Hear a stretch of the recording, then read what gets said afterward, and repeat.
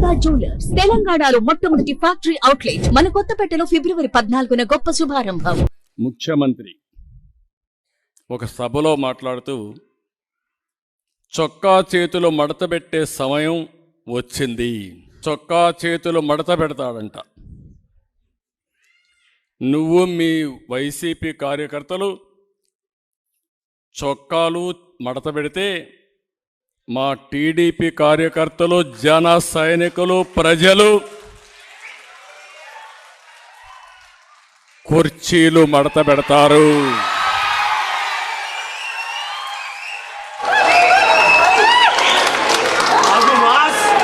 మళ్ళీ చెబుతున్నా,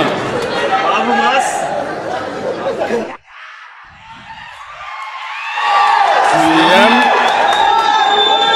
ఈరోజు సభలో మాట్లాడుతూ చొక్కా చేతులు మడత పెట్టే సమయం వచ్చింది.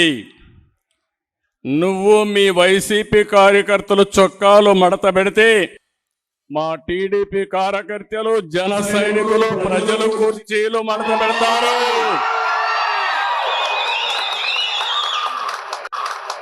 అందరూ కుర్చీలు మడత పెడితే ఏమవుతుందో తెలుసా? జగన్ రెడ్డి నీ కుర్చీ లేకుండా పోతుంది.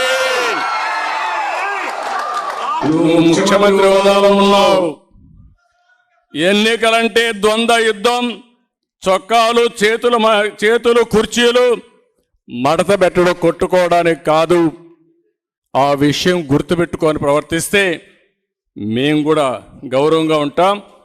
కబద్దార్, జాగ్రత్తగా ఉండమని మరొక్కసారి సభ ద్వారా హెచ్చరిస్తున్నా.